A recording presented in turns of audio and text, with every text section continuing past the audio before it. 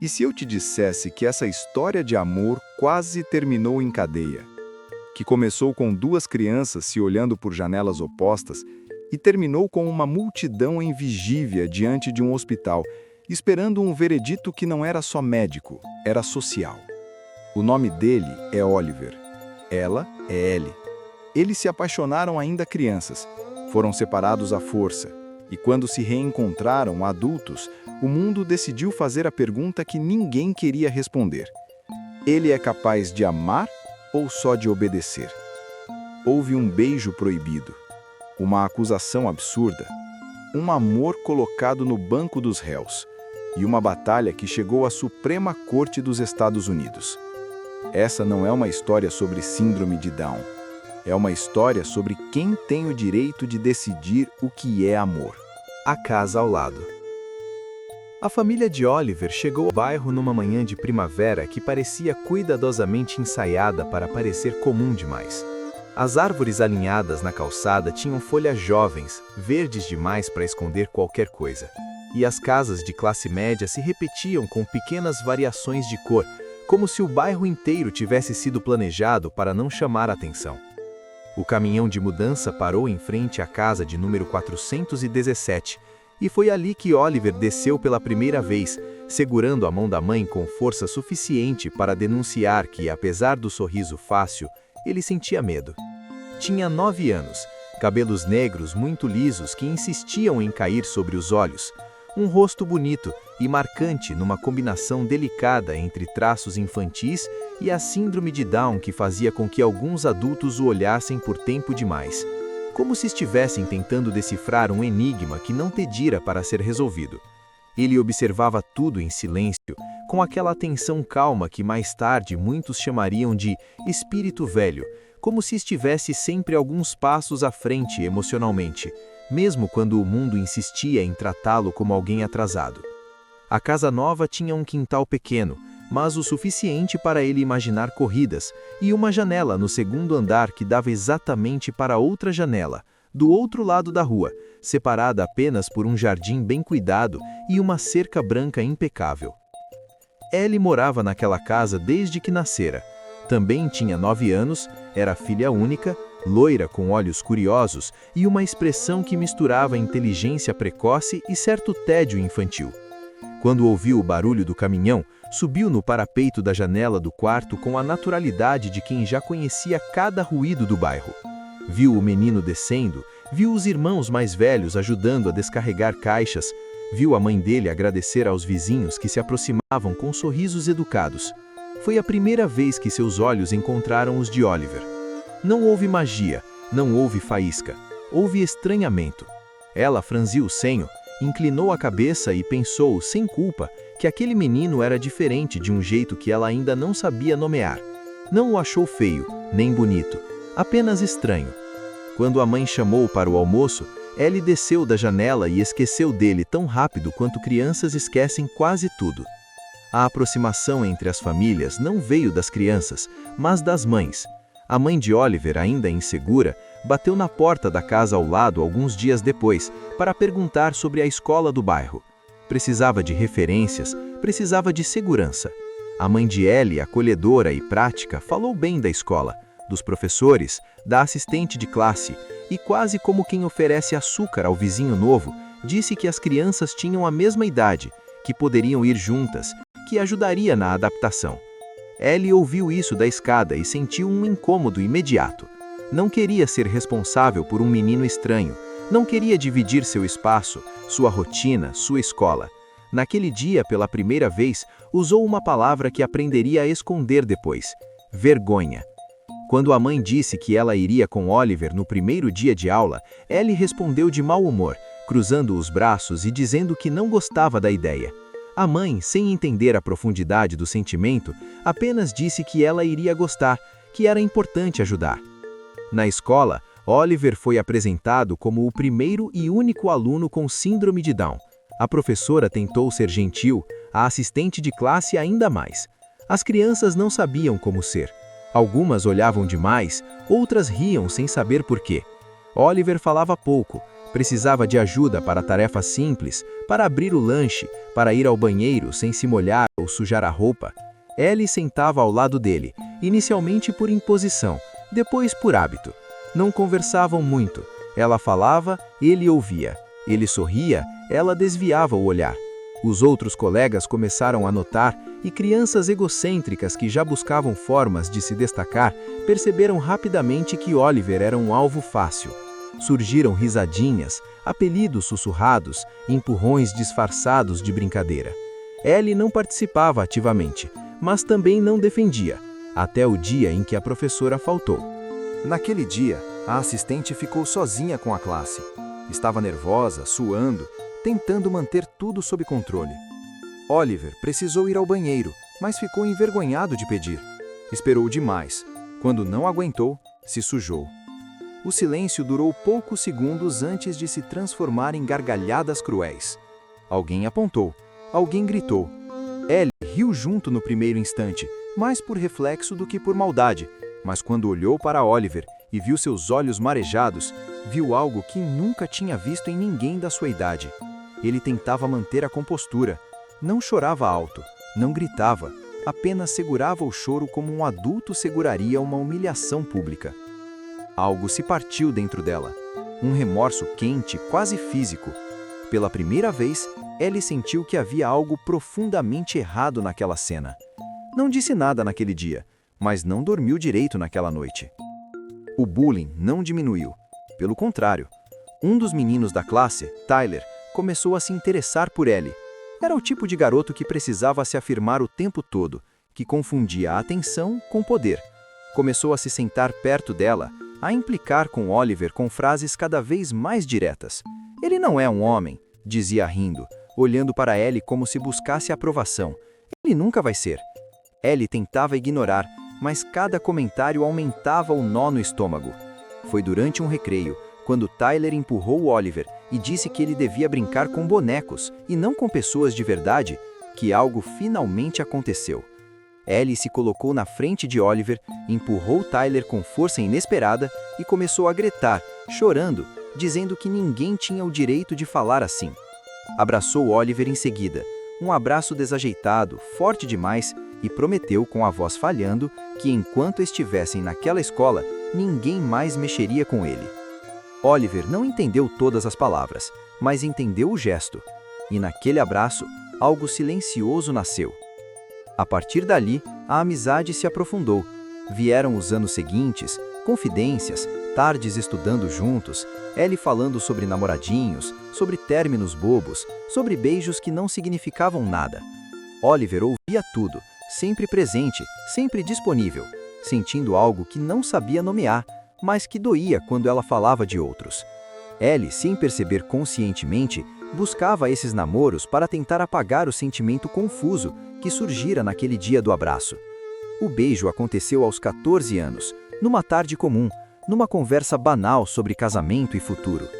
Foi apenas um selinho, rápido, tímido, mas definitivo. E foi visto.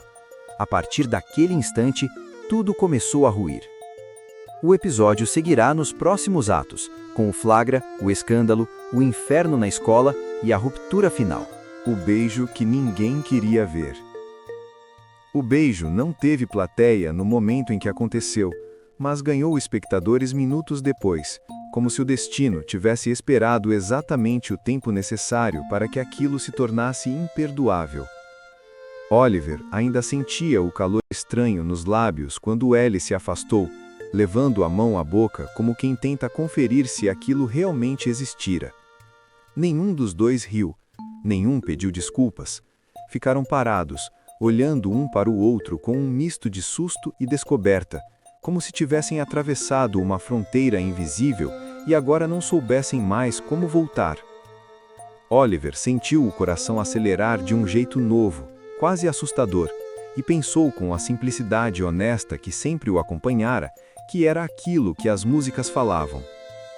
Ellie sentiu o rosto arder, não de vergonha, mas de algo que parecia alegria misturada com medo.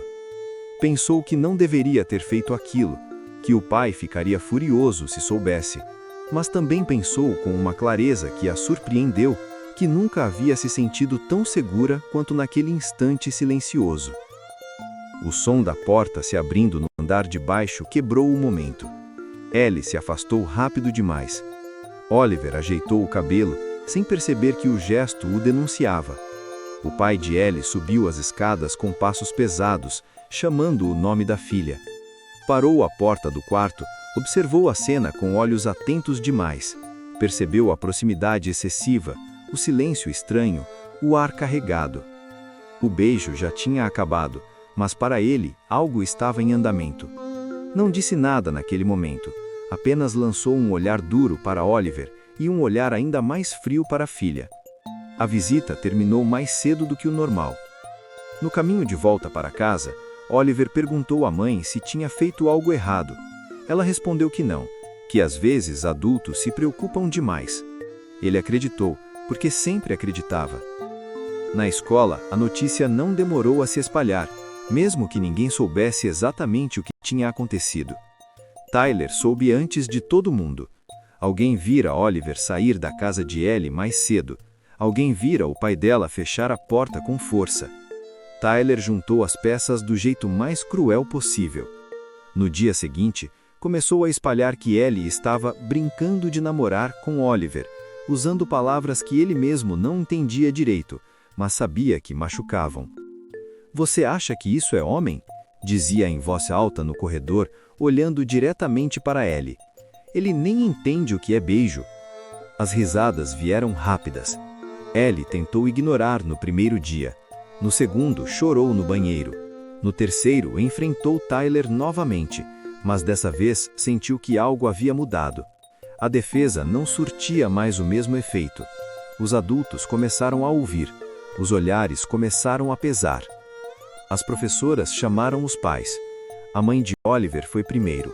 Ouviu palavras difíceis, disfarçadas de cuidado, frases como limites, proteção, interpretações equivocadas. Tentou explicar que Oliver sabia muito bem o que sentia, que ninguém o havia forçado a nada, que carinho não era crime. Saiu da sala com as mãos tremendo, mas com a dignidade intacta. O pai de Ellie foi chamado no dia seguinte. Ele não ouviu, interrompeu. Disse que aquilo era inaceitável. Disse que estavam permitindo algo perigoso. Disse que a escola deveria ter mais responsabilidade. Ellie ouviu tudo do corredor, com o estômago embrulhado. Pela primeira vez, sentiu medo do próprio pai. Em casa, o clima mudou. O pai passou a vigiar cada movimento. Portas abertas, janelas fechadas, comentários passivo-agressivos sobre Oliver, sempre disfarçados de preocupação. "Ele não é como os outros", dizia a esposa. "Isso não é saudável." Ellie respondia pouco. Trancava-se no quarto. Voltava a olhar pela janela, procurando a silhueta de Oliver na casa em frente. Às vezes o via, às vezes não. Quando se viam, trocavam acenos discretos, olhos marejados, como se já soubessem que algo estava prestes a acabar. O episódio que selou o destino aconteceu numa tarde chuvosa. Oliver fora à casa de Ellie para estudar, como tantas outras vezes. O pai chegou mais cedo do trabalho. Não houve beijo dessa vez. Não houve toque. Bastou a presença. O pai entrou no quarto sem bater. Viu os dois sentados na cama, cadernos abertos, cabeças próximas demais para os padrões que ele havia decidido impor. A explosão foi imediata. Gritos, palavras duras, acusações que Oliver não entendia completamente, mas sentia o peso. "Saia da minha casa agora", disse o pai, apontando para a porta. Oliver tentou explicar, a voz falhando. "A gente só estava estudando." O pai não quis ouvir. O irmão mais velho de Oliver, que já observava da janela de casa, ouviu os gritos e entrou correndo com um taco de beisebol nas mãos. Viu o pai de Ellie empurrando Oliver. Não pensou, agiu. O impacto ecoou pela casa. Ellie teve uma crise de pânico no quarto, gritando o nome do pai, tremendo, incapaz de se mover. Aquele dia terminou com o irmão de Oliver preso por agressão e o pai de Ellie no hospital. A escola nunca mais foi a mesma. Oliver chegou na segunda-feira sem Ellie. A carteira vazia ao lado doeu mais do que qualquer insulto. As professoras tentaram intervir, conversaram com os pais. Nada adiantou. Em menos de 2 meses, a casa em frente estava à venda. Ellie soube da mudança numa noite silenciosa, ouvindo os pais discutirem em voz baixa. Não houve despedida oficial. No último dia, antes de entrar no carro, Ellie correu até a janela da sala. Oliver estava na dele. Acenaram um para o outro, lágrimas contidas, entendendo sem palavras que aquela era a última vez. Os anos seguintes seguiram caminhos opostos. Oliver cresceu amparado pela família, estudou, encontrou no corpo e no movimento uma forma de se expressar, seguiu educação física, construiu respeito. Ellie cresceu com perguntas sem respostas, tornou-se obstinada, estudou leis, aprendeu a lutar com palavras. Em estados diferentes, vidas diferentes, mas ambos carregavam a mesma memória. 2 janelas, um beijo e um amor interrompido cedo demais. Rumos que não se cruzam. A casa vazia do outro lado da rua tornou-se para Oliver um lembrete diário de que algumas ausências fazem barulho mesmo quando tudo está em silêncio. Nos primeiros dias após a mudança de Ellie, ele ainda subia ao quarto automaticamente, abria a cortina e ficava alguns segundos olhando para a janela agora fechada, como se esperasse que ela se abrisse por engano, como se tudo pudesse ter sido apenas um mal-entendido prolongado. A mãe percebeu esse ritual e não tentou interromper. Sabia que certas dores precisam de espaço para existir. Oliver quase não falou sobre Ellie depois disso, mas falava dela o tempo todo sem dizer o nome, quando perguntava por que as pessoas mudam de casa de repente, ou por que adultos têm tanto medo do que não entendem. À noite, antes de dormir, pensava nela e sentia algo apertar no peito, uma sensação que não sabia explicar, mas que o fazia respirar mais fundo, como se estivesse se preparando para algo que ainda viria. Na escola, o bullying diminuiu, não por empatia, mas por falta de combustível. Sem Ellie ali para defendê-lo, Oliver se fechou ainda mais em si mesmo. Tornou-se mais observador, mais silencioso, mas também mais firme. Os professores notaram que ele amadurecia de um jeito diferente, com uma seriedade que não combinava com a idade.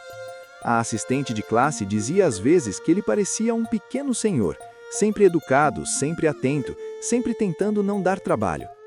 Os irmãos continuaram a protegê-lo com a mesma ferocidade de antes, mas agora havia algo novo, um cuidado em não deixá-lo endurecer demais. O pai o incentivava a praticar esportes, a usar o corpo forte que começava a se desenhar como forma de expressão. Oliver descobriu no movimento uma liberdade que não encontrava nas palavras. Quando corria, quando levantava peso, quando suava, sentia que ninguém podia dizer que ele não era capaz. Ellie, em outro estado, vivia um tipo diferente de silêncio. A nova casa era maior, a escola mais competitiva, os colegas menos curiosos e mais calculistas. Ela se adaptou rápido demais para alguém que ainda carregava uma ruptura recente. Tornou-se aplicada, questionadora, inconformada. Sempre que um professor falava sobre regras injustas ou leis que precisavam ser seguidas sem questionamento, Ellie sentia uma irritação subir pela garganta. Não falava de Oliver, não falava da mudança, mas escrevia muito. Diários, redações, textos que falavam sobre direitos, sobre dignidade, sobre como o amor era frequentemente tratado como algo perigoso quando fugia do padrão. À noite, às vezes, sonhava com 2 janelas e acordava com o coração acelerado, sem saber exatamente por quê. Os anos passaram como passam quando não pedem licença. Oliver entrou na adolescência com um corpo que crescia rápido demais, ombros largos, voz grave cedo demais, chamando a atenção de um jeito que ele próprio não sabia administrar. Algumas pessoas olhavam com admiração, outras com desconfiança. Ele aprendeu aos poucos a distinguir esses olhares. Aprendeu também que nem todo sorriso era sincero. Tentativas de aproximação começaram a surgir, sempre estranhas, sempre atravessadas por interesse ou curiosidade excessiva. Oliver recuava, não por medo, mas por instinto. Em silêncio, comparava todos os olhares àquele único que conhecera na infância, aquele que não pedia nada em troca. Pensava às vezes se Ellie ainda se lembrava dele. Não ousava perguntar. Guardava a memória como quem guarda algo frágil demais para ser tocado. Ellie seguiu outro caminho, mas não tão distante quanto parecia.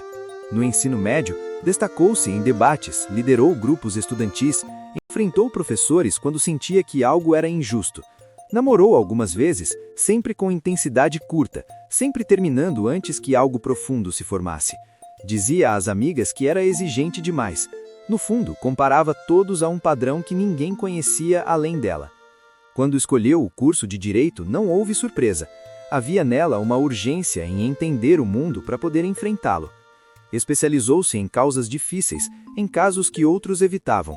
Cada vitória era sentida como um pequeno ajuste no passado, como se estivesse, de alguma forma, defendendo algo que um dia fora indefensável. Verdade ou desafio? O olhar que não se apaga. O tempo fez com que Oliver aprendesse algo que nenhuma escola ensinava. Algumas memórias não envelhecem. Elas não ficam mais fracas, não se tornam nostálgicas ou distantes, apenas se acomodam em algum lugar do corpo, esperando. Para ele, essa memória tinha forma de olhar. Não era o beijo, não era o abraço, não era a janela. Era o jeito como Ellie o olhara naquele dia, misto de coragem e cuidado, como se estivesse dizendo sem palavras que ele não precisava se explicar para existir. Ao longo dos anos, este olhar se tornou régua. Oliver comparava tudo a ele, mesmo sem perceber conscientemente. Quando começou a ganhar seguidores nas redes sociais, quando seu corpo forte passou a ser exaltado como exemplo de saúde e disciplina, quando convites para palestras e entrevistas surgiram, algo nele permanecia intacto, quase intocado pelo sucesso. As pessoas o viam como inspiração. Ele se via como alguém que aprendera a sobreviver ao olhar errado e a esperar, com paciência quase teimosa, pelo olhar certo.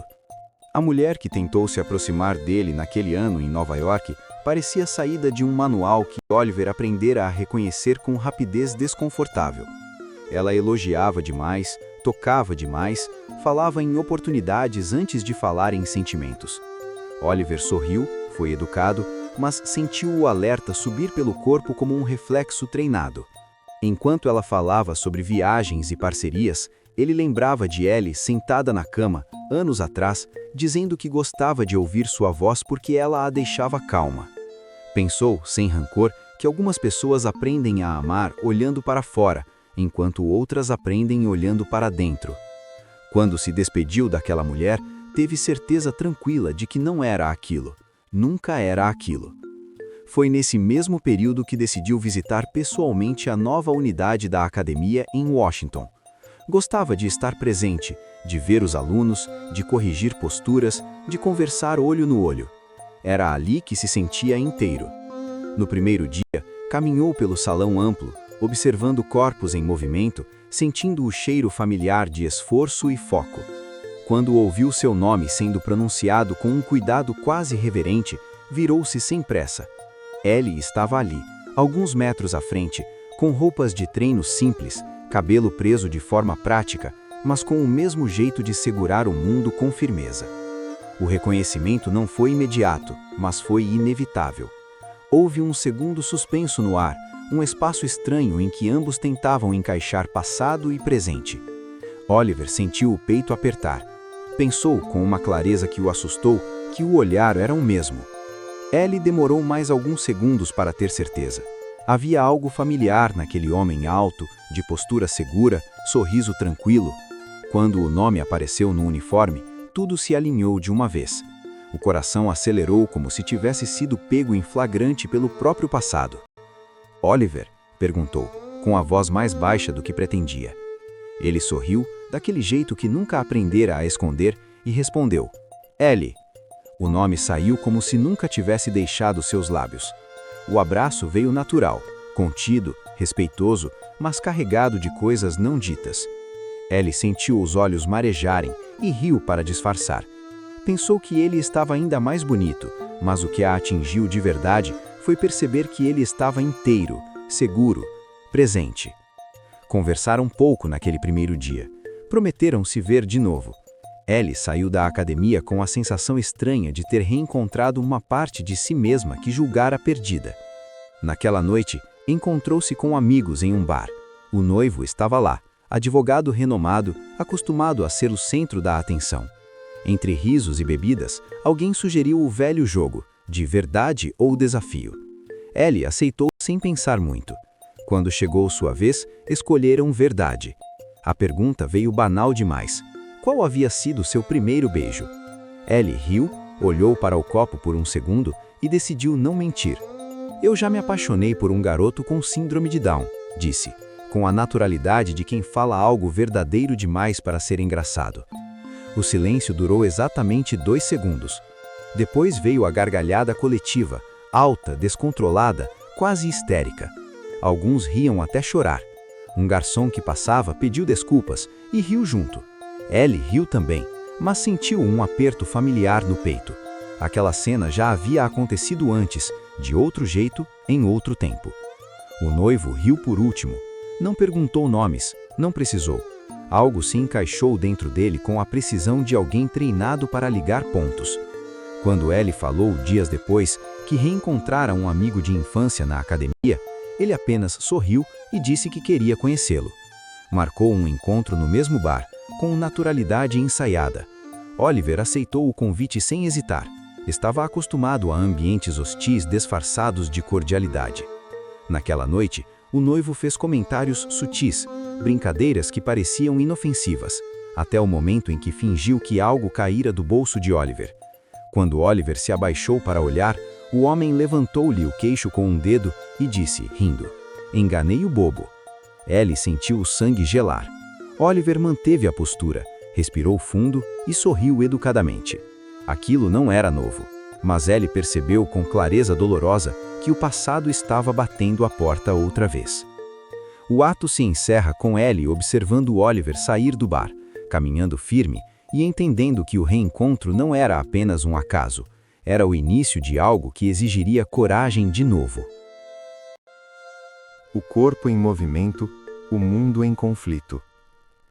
Nos dias que se seguiram ao encontro no bar, Ellie passou a frequentar a academia com uma regularidade que surpreendeu até a si mesma. Não era apenas disciplina ou desejo de melhorar a forma física. Era uma necessidade silenciosa de estar naquele espaço onde Oliver existia sem pedir permissão. Ele, por sua vez, mantinha a postura profissional com um cuidado quase excessivo, como se soubesse que qualquer deslize seria usado contra ele em algum momento. Conversavam entre séries de exercícios em tom baixo, rindo de pequenas coincidências da infância, evitando cuidadosamente tudo o que ainda doía demais para ser tocado. Ainda assim, havia algo novo ali, uma tensão suave, como um elástico esticado há anos que agora começava a ceder.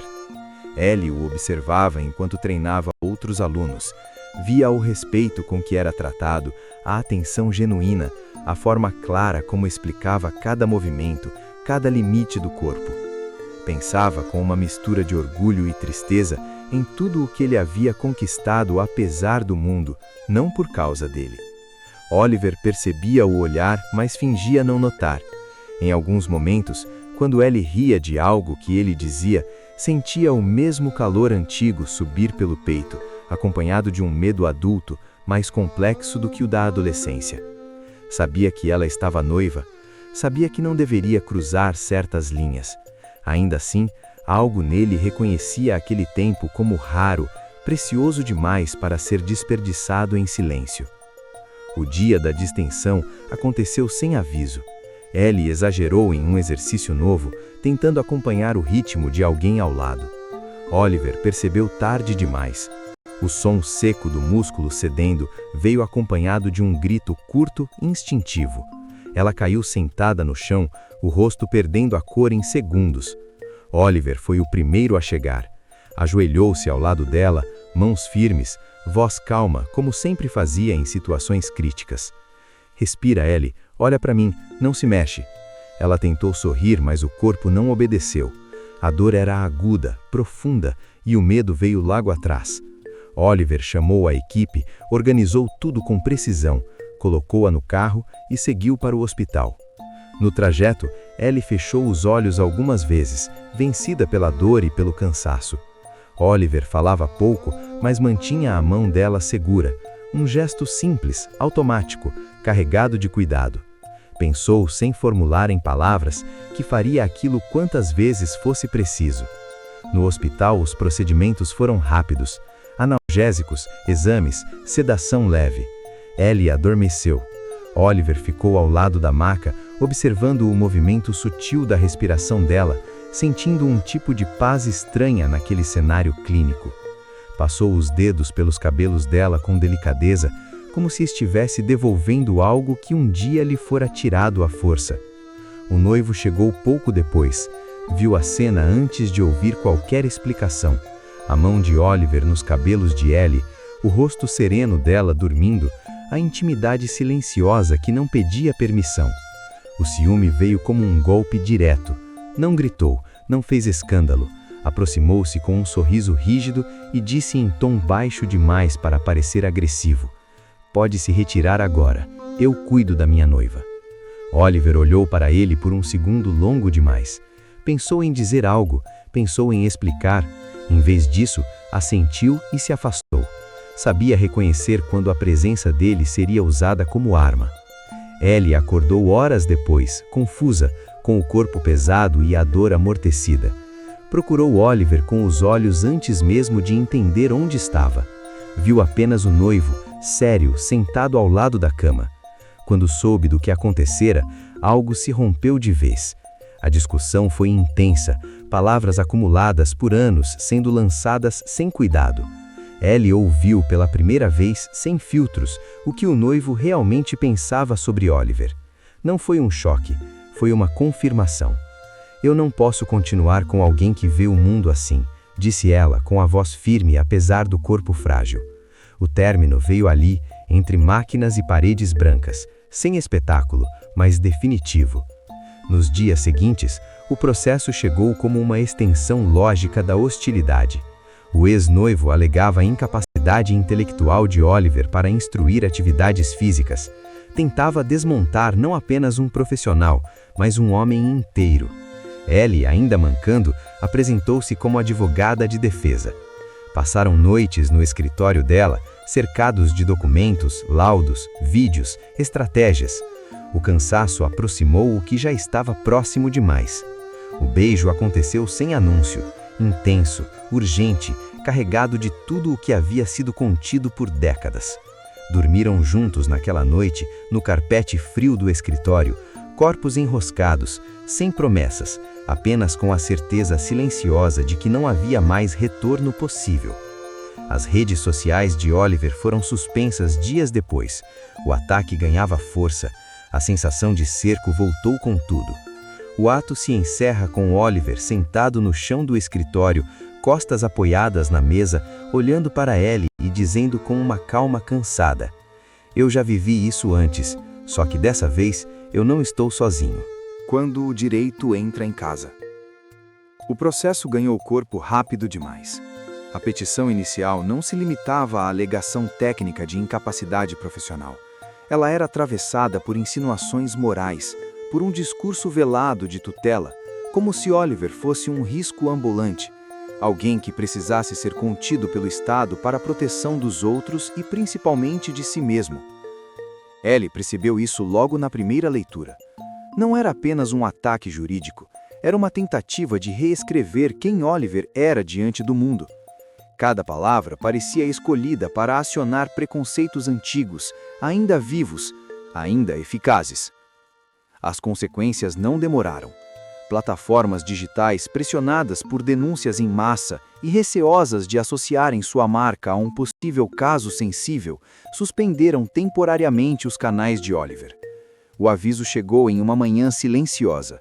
Ele abriu o e-mail, leu uma vez, depois outra, como se o texto pudesse mudar.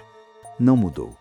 Em menos de 48 horas, contratos foram pausados, patrocínios congelados, parcerias desmarcadas.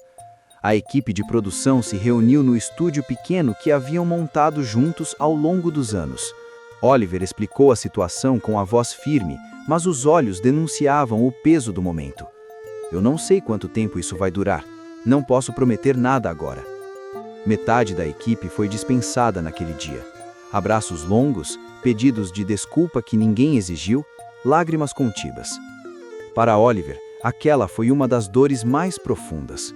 Sentir que o ataque a ele se espalhava como uma onda, atingindo pessoas que confiaram em seu trabalho. Ellie acompanhava tudo de perto. Passava os dias entre audiências, reuniões e o hospital, tentando se recuperar fisicamente enquanto sustentava mentalmente uma guerra que crescia. À noite, sentavam no chão do apartamento dela, papéis espalhados, laptops abertos, silêncio interrompido apenas por comentários técnicos e pequenos gestos de cuidado. Oliver oscilava entre a lucidez estratégica e momentos de exaustão profunda. Às vezes parece que eu tenho que provar que existo todos os dias, disse ele certa noite, olhando para um ponto indefinido da sala. Ellie não respondeu de imediato. Aproximou-se, segurou o rosto dele com as duas mãos e disse: "Você não está em julgamento como pessoa. Eles é que estão sendo agora." A audiência decisiva chegou carregada de tensão. O ex-noivo apresentou laudos questionáveis, testemunhas frágeis, discursos inflamados sobre responsabilidade e limites. Ellie desmontou cada argumento com precisão cirúrgica. Chamou médicos, professores universitários, colegas de profissão. Um deles apresentou os testes cognitivos feitos antes da entrada de Oliver na faculdade, as notas, o trabalho de conclusão, os resultados acima da média. Outro falou sobre sua atuação ética, sua capacidade de liderança, seu impacto positivo na saúde de milhares de pessoas. Oliver ouviu tudo em silêncio, mãos entrelaçadas, respirando fundo. Pela primeira vez, não precisava falar por si. A vitória veio clara, sem ambiguidades, improcedência total da ação, reconhecimento público da plena capacidade profissional de Oliver. Quando o juiz encerrou a sessão, Ellie sentiu o chão se mover. Saiu apressada, foi ao banheiro e vomitou. Oliver a encontrou alguns minutos depois, pálida, trêmula. Insistiu em levá-la ao hospital. Lá, entre exames e perguntas rotineiras, veio a notícia que mudou tudo: grávida. O silêncio que se seguiu foi quebrado por um riso nervoso de Ellie misturado ao choro. Oliver sentou-se devagar, mãos no rosto, depois levantou e a abraçou com cuidado, como se o mundo tivesse ficado subitamente frágil demais. "Eu estou com medo", ele disse. "Eu também", ela respondeu, e sorriram. O retorno às redes foi rápido após a decisão judicial. As plataformas se retrataram, os vídeos voltaram ao ar. A audiência, longe de diminuir, cresceu. Oliver chamou de volta cada funcionário demitido, um a um. Alguns choraram ao telefone. O estúdio se encheu de novo de vozes, ideias, vida.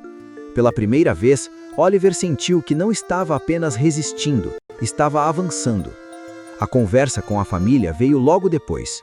Pais e irmãos reunidos na sala ampla da casa onde Oliver crescera. Ellie estava ao lado dele, mãos dadas. O clima era pesado, carregado de memórias mal resolvidas. Os pais agradeceram a Ellie pelo que fizera juridicamente, mas pediram que se afastasse. Falaram de proteção, de medo, de experiências passadas, de mulheres que se aproveitaram da ingenuidade de Oliver. As palavras se acumulavam como pedras. Oliver ouviu tudo até o corpo começar a tremer. Pela primeira vez, levantou a voz, não em descontrole, mas em afirmação. "Eu estudei, eu trabalho, eu sustento uma equipe, eu escrevo um livro, eu falo com milhares de pessoas todos os dias. Eu amo essa mulher e vou ser pai." O silêncio que se seguiu foi quebrado pelo choro de Ellie. Aquilo o fortaleceu. Repetiu, mais calmo: "Eu não sou uma criança, nunca fui." A reação foi dura. Acusaram Ellie de oportunismo, de manipulação, de se aproveitar da condição dele. Quando pediram que ela saísse, Oliver tentou ir junto. Foi contido por um dos irmãos. Ellie saiu chorando, correndo em direção ao carro. Oliver se soltou e correu atrás, gritando o nome dela, enquanto o veículo arrancava em alta velocidade. O ato se encerra ali, com Oliver parado na rua, respiração curta, mãos vazias, olhando as luzes traseiras do carro desaparecerem, enquanto dentro dele crescia a certeza de que o amor mais uma vez, exigiria coragem além do que o mundo considerava razoável. O amor também é Down, a história que ninguém conseguiu apagar. A história deles nunca foi simples, e talvez por isso tenha resistido. Oliver e Ellie se conheceram quando ainda eram apenas duas crianças separadas por janelas vizinhas, curiosidade e um mundo que já parecia decidido a dizer o que cada um poderia ou não ser. Ele, com a síndrome de Down, carregava nos olhos uma inteligência silenciosa que poucos se davam ao trabalho de enxergar. Ela, sensível e observadora, aprendeu cedo que amar também significava defender.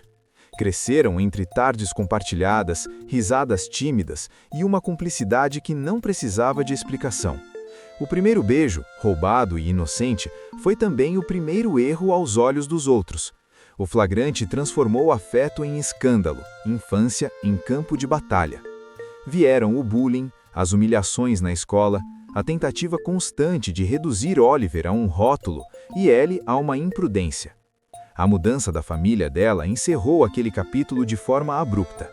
Não houve despedida adequada, nem promessas solenes, apenas a ausência. Cada um seguiu seu caminho acreditando, por anos, que aquela história tinha ficado no passado. Oliver mergulhou nos estudos, no corpo, na mente, na construção de uma autonomia que precisou ser conquistada com esforço dobrado. Transformou o próprio corpo em disciplina, o preconceito em combustível, a exposição em ferramenta. Tornou-se influenciador, palestrante, referência. Ellie escolheu o direito, talvez sem perceber que já treinava para defender aquilo que o mundo insistia em atacar. Construiu uma carreira sólida, um noivado socialmente aceitável, uma vida que parecia organizada demais para comportar fantasmas da infância. O reencontro não foi planejado, mas foi inevitável. Bastou um olhar para que ambos soubessem que nada tinha realmente terminado. O tempo havia mudado os corpos, ampliado as responsabilidades, mas não tocara o ponto essencial, o reconhecimento mútuo. Lutaram contra a tentação de repetir erros, mas o mundo fez questão de empurrá-los novamente para o centro do conflito. O preconceito reapareceu com novas roupas, agora travestido de processo judicial, de zelo institucional, de discurso técnico. Quando decidiram lutar juntos, não era apenas por amor, era por dignidade. E quando venceram, pagaram um preço alto demais para que aquela vitória fosse apenas pessoal. A separação imposta pela família de Oliver reabriu feridas antigas. Mais uma vez, Ellie foi expulsa da narrativa como se fosse a ameaça, como se o amor fosse um risco a ser eliminado. Mais uma vez, Oliver foi tratado como incapaz de escolher. Mas algo havia mudado de forma irreversível. Havia um filho a caminho. Havia uma história documentada, testemunhada, compartilhada. Havia milhares de pessoas que já não aceitavam a versão simplificada dos fatos. O que antes era um drama íntimo se tornara um debate público. Unir-se novamente não foi um gesto romântico isolado, foi uma necessidade. Oliver e Ellie entenderam que não bastava sobreviver como casal, era preciso existir como família. Uma família que não cabia nos moldes tradicionais, mas que se formava exatamente onde o preconceito falhava. Eles não voltaram um para o outro porque era fácil ou seguro. Voltaram porque havia algo maior do que o medo. A certeza de que o amor que os ligava desde a infância nunca foi um erro, apenas um espelho incômodo demais para uma sociedade acostumada a decidir quem pode amar quem. E é a partir desse ponto que a história deixa definitivamente de ser só deles. O que começa agora não é apenas uma disputa judicial, mas uma disputa simbólica, entre tutela e autonomia, entre rótulo e humanidade, entre o silêncio imposto e a voz que finalmente encontra eco. A autonomia como afronta. A decisão de sair de casa não nasceu como um rompante, mas como um acúmulo. Oliver passou dias caminhando pelos corredores largos demais da casa dos pais, sentindo que cada parede carregava uma vigilância silenciosa. Não era hostilidade aberta, era algo mais sufocante. O cuidado que controla, o amor que prende, a proteção que infantiliza. Cada pergunta vinha com um subtexto. Você tem certeza? Você entende as consequências? Você consegue sozinho?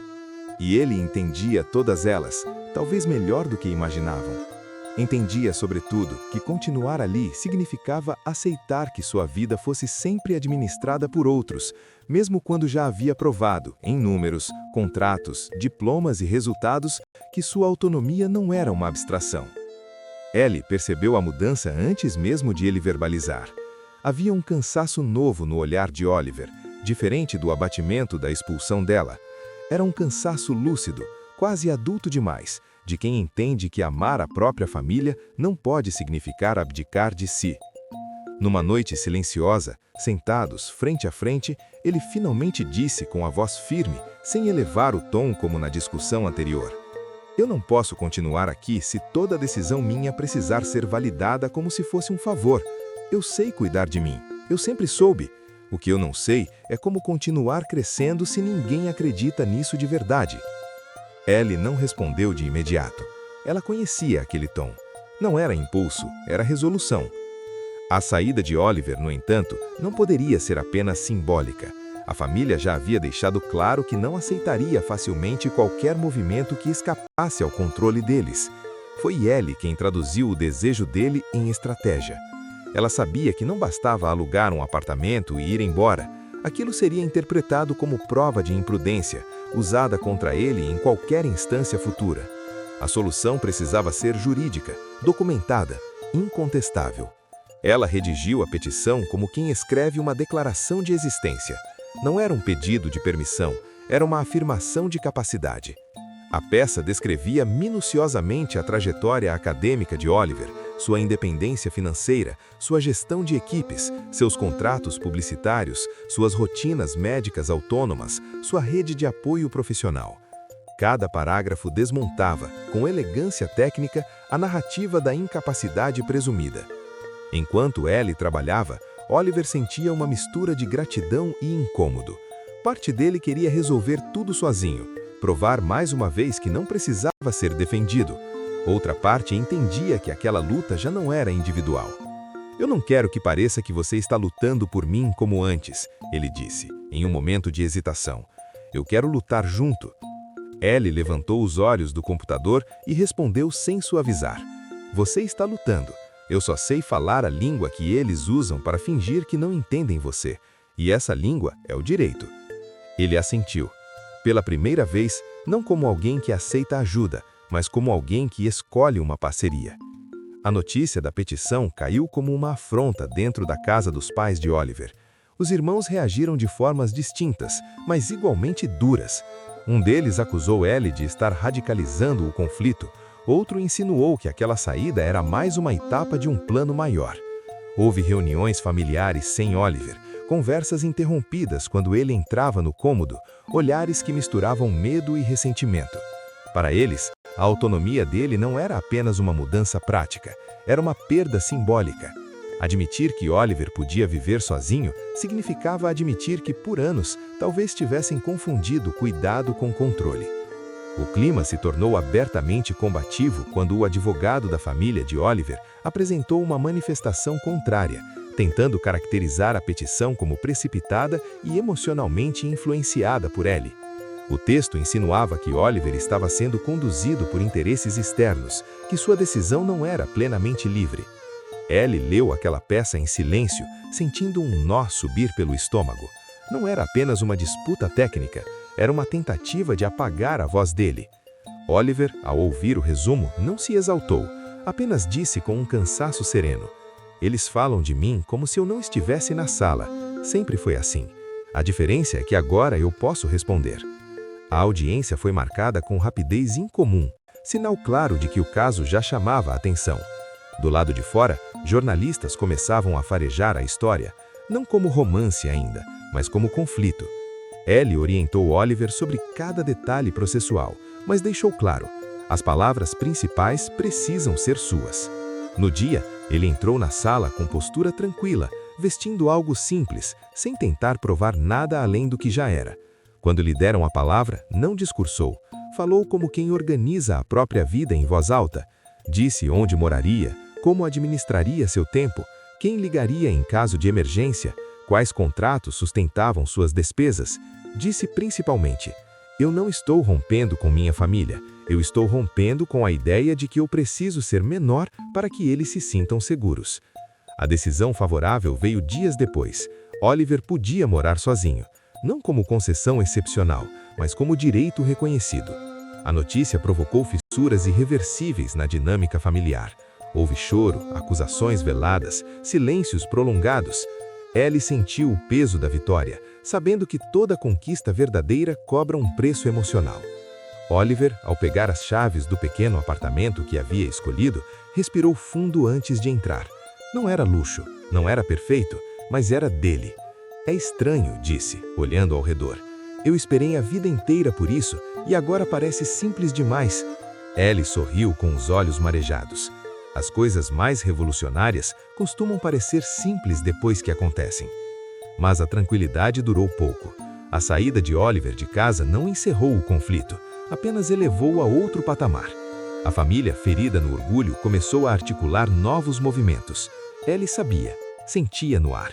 Aquela petição não tinha sido o fim, tinha sido o primeiro ato de uma guerra que agora extrapolava os limites da intimidade.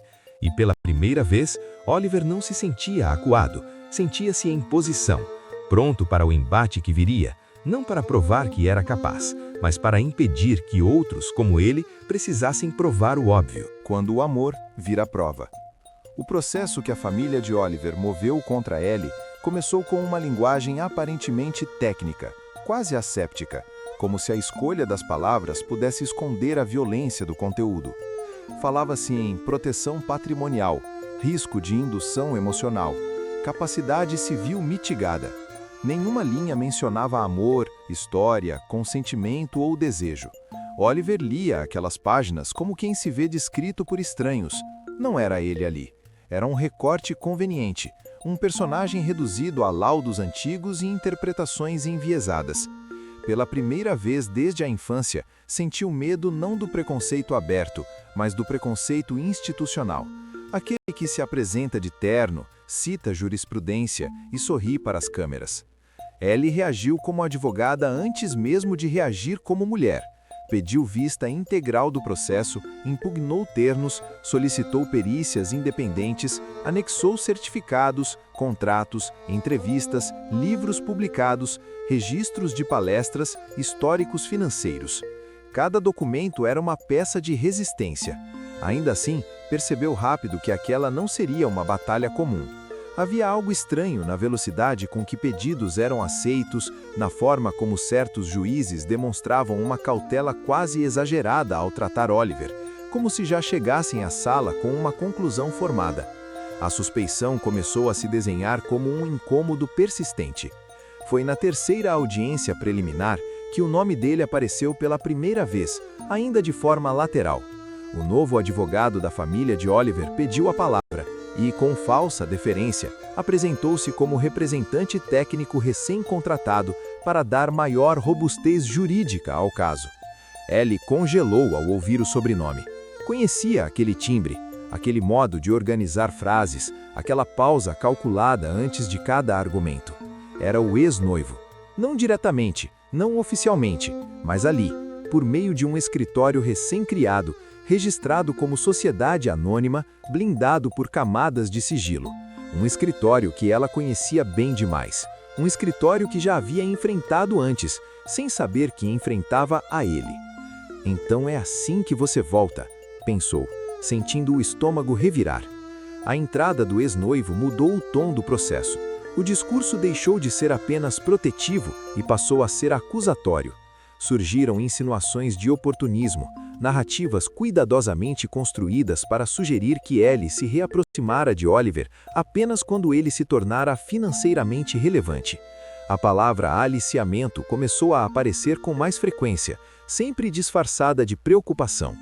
Em uma das peças, anexaram uma gravação antiga, retirada de contexto, da noite no bar, quando Ellie, rindo, confessara que seu primeiro beijo fora com um garoto com síndrome de Down. O riso coletivo congelado em áudio foi apresentado como prova de desdém. Ellie ouviu aquilo sozinha no escritório, as mãos tremendo, a memória sendo violentamente distorcida. Oliver, ao ouvir a gravação, não chorou. Ficou em silêncio por um longo tempo, olhando para a janela do apartamento dos pais, o mesmo quarto onde crescera sendo protegido, amado, mas também infantilizado. Eles acham que eu não entendo, disse, por fim, com a voz baixa. Acham que eu não sei quando alguém ri comigo ou de mim. Ellie tentou responder, mas ele continuou, agora mais firme. Eu sei exatamente o que está acontecendo, e sei quem está por trás disso. Não é sobre mim, é sobre controle. A estratégia do ex-noivo era clara: desgastar, levar o caso a instâncias inferiores, multiplicar recursos, provocar dúvidas públicas. Blogs jurídicos começaram a questionar a ética de Ellie atuar no caso.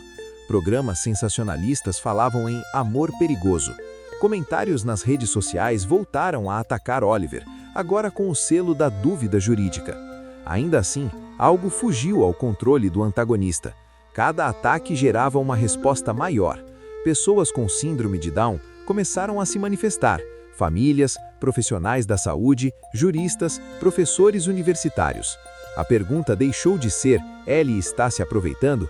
e passou a ser "por que o sistema insiste em negar autonomia a adultos neurodivergentes?" Foi nesse contexto que Ellie tomou uma decisão que mudaria definitivamente o rumo da história. Entrou com uma petição específica, autônoma, solicitando judicialmente o direito de Oliver residir sozinho, fora da casa da família, com base em sua plena capacidade civil comprovada, histórico financeiro independente e manifestação expressa de vontade. Não era um pedido simbólico, era um ato jurídico direto contra a lógica de tutela que sustentava o processo. Oliver assinou com a mão firme. Eu quero minha vida, e não estou pedindo permissão para amar, estou exigindo o direito de escolher. A resposta foi imediata e explosiva. A família interpretou a petição como traição. O ex-noivo, agora mais visível nos bastidores, intensificou a ofensiva.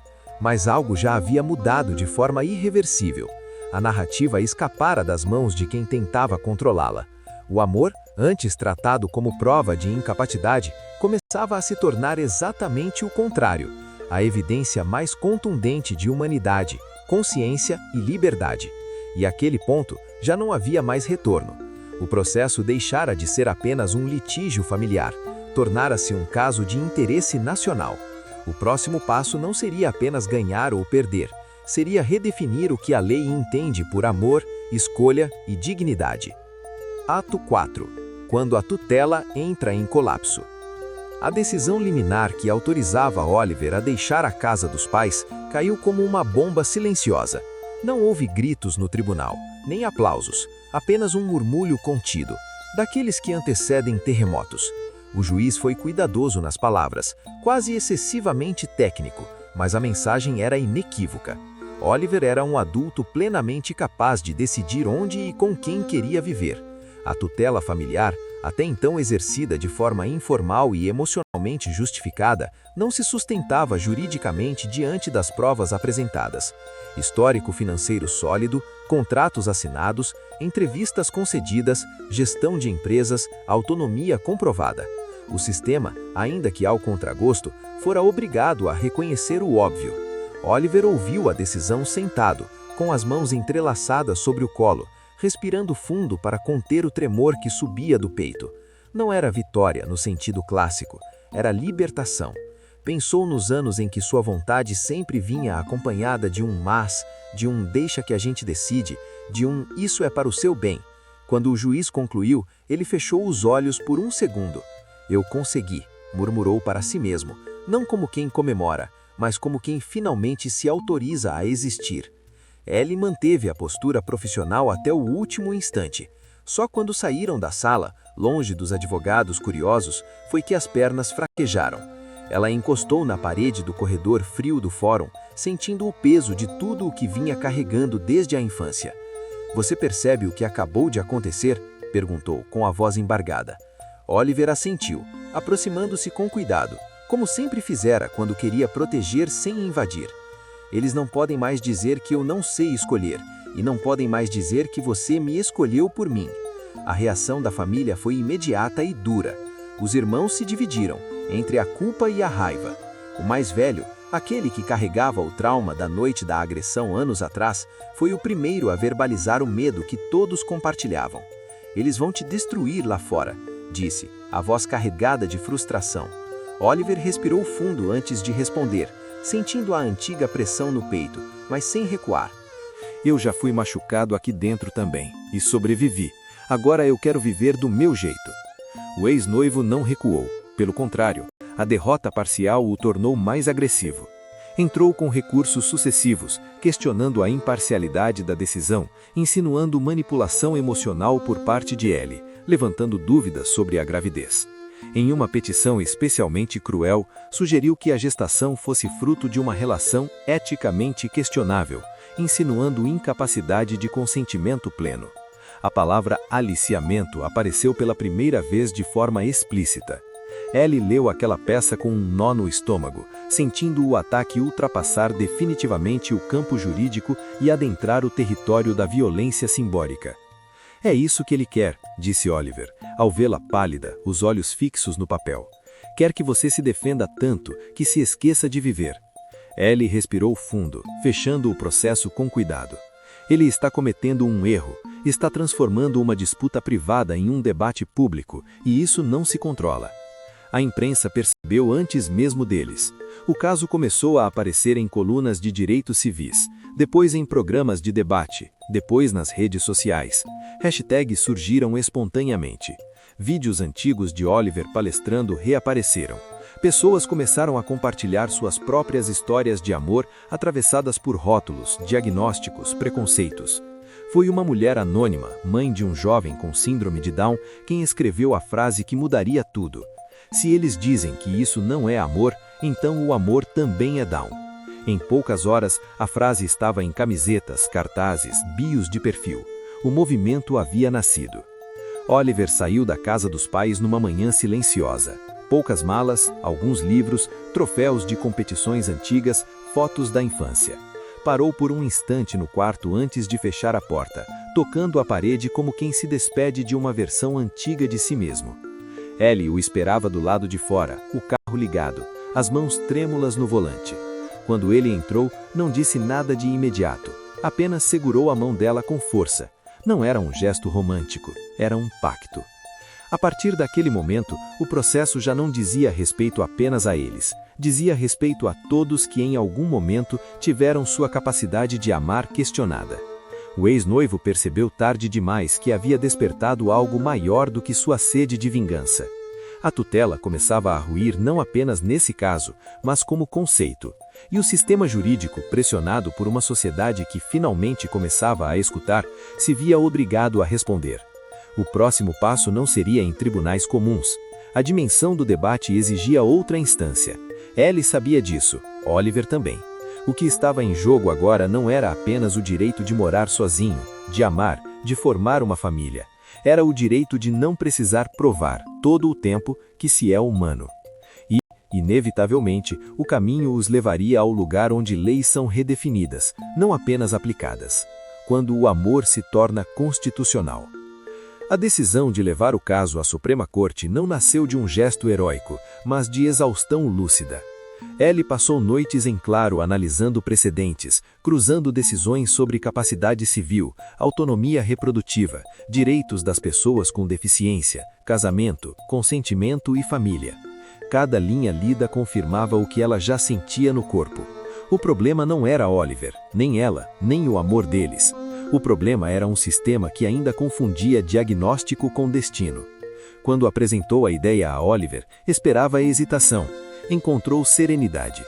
"Eu sei o que estão tentando fazer", disse, sentado à mesa da pequena sala do novo apartamento.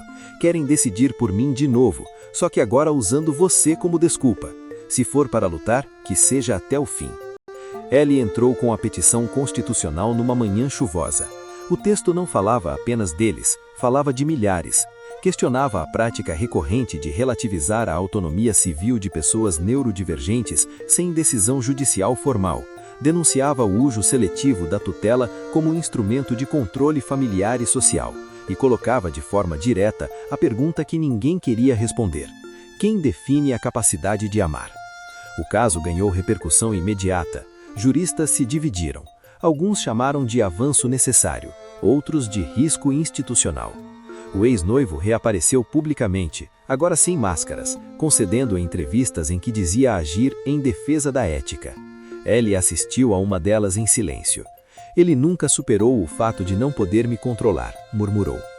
A rua respondeu antes mesmo da corte. Em frente ao Capitólio, pequenos grupos começaram a se reunir com cartazes simples, feitos à mão. O amor também é Down. Autonomia não se diagnostica. Capacidade não se presume, se reconhece. Em poucos dias, os protestos se espalharam por outros estados. Não eram multidões violentas, mas vigílias emotivas. Pessoas com flores, balões, fotos de filhos, irmãos, companheiros. Oliver assistia a tudo pela televisão, incrédulo. Eles não estão defendendo a gente, estão defendendo eles mesmos. A gravidez avançava em silêncio paralelo ao barulho do mundo. Ellie sentia o corpo mudar, enquanto a história deles ganhava proporções que nunca imaginaram. Em uma das entrevistas mais assistidas, ela falou sem roteiro. Contou da infância, das janelas, do beijo, da separação forçada, do reencontro. Falou do medo de errar, da culpa que carregou por anos, da violência disfarçada de cuidado. Quando lhe perguntaram se não temia que Oliver fosse incapaz de ser pai, ela respirou fundo antes de responder. Tem gente perfeitamente neurotípica que abandona filhos todos os dias. Capacidade parental não se mede por cromossomos. A Suprema Corte aceitou o caso sob o argumento de relevância constitucional. A audiência foi marcada. O ex-noivo tentou mais uma manobra, revelando-se sócio oculto do escritório que havia conseguido a suspeição em instância anterior. A informação veio à tona na véspera, vazado por um jornalista investigativo. Ellie sorriu pela primeira vez em dias. Ele mesmo construiu sua própria queda. No dia do julgamento, o prédio estava cercado. Não por policiais, mas por gente. Gente comum. Oliver caminhou de mãos dadas com Ellie até a entrada, sentindo o peso do momento. Seja o que for que aconteça lá dentro, ele disse, ninguém pode apagar o que já vivemos. Ellie apertou sua mão. E ninguém pode apagar o que estamos prestes a mudar. A sustentação oral foi histórica. Ellie não falou apenas como advogada, mas como cidadã. Oliver falou também. Sua voz firme ecoou no plenário quando disse: Eu não quero privilégios, quero direitos. Não quero ser exceção, quero ser regra. Alguns ministros desviaram o olhar. Outros ouviram atentamente. Horas depois, enquanto Ellie concedia uma entrevista do lado de fora, sentiu a dor. Primeiro leve, depois incontestável. As câmeras continuavam ligadas quando ela levou a mão ao ventre e respirou fundo. Acho que ele resolveu nascer agora, disse, com um sorriso entre lágrimas. A multidão entendeu antes mesmo dos jornalistas. Aplaudiu, chorou, abriu caminho. O veredito saiu horas depois, enquanto Ellie já estava no hospital. A Suprema Corte reconhecia, de forma inequívoca, a plena autonomia civil de adultos neurodivergentes, vedando presunções automáticas de incapacidade em relações afetivas e familiares. Uma vitória histórica. Oliver recebeu a notícia sentado ao lado da maca, segurando a mão dela. Nós conseguimos, sussurrou. Do lado de fora da maternidade, a vigília cresceu. Flores, balões, cartazes, ursos de pelúcia. Carros buzinavam como se aguardassem um herdeiro real. Quando o bebê nasceu, saudável, neurotípico, a notícia correu o mundo. Não como troféu, mas como símbolo. O amor não vê rótulos. Com o estímulo certo e rede de apoio humanizada, pessoas com síndrome de Down podem amar e construir como qualquer outro ser humano. Horas depois, a família de Oliver chegou, timidamente, sem discursos, apenas flores. O pai chorava em silêncio. A mãe mal conseguia falar. Os irmãos se aproximaram do berço com cuidado, como se temessem quebrar algo frágil. Ellie os olhou, cansada, mas serena. Vocês fizeram um bom trabalho, disse. Ele é quem é por causa de vocês, pela rede de apoio que deram a ele, pelo incentivo e até pelo medo de vê-lo ser ferido pelo mundo. Vocês trabalharam tanto em protegê-lo que não perceberam que o faziam ser um grande homem. Agora, meu marido. Oliver observou a cena em silêncio. o filho nos braços. Pela primeira vez, não precisou provar nada, apenas existiu. E isso, mais do que qualquer sentença, foi a verdadeira vitória.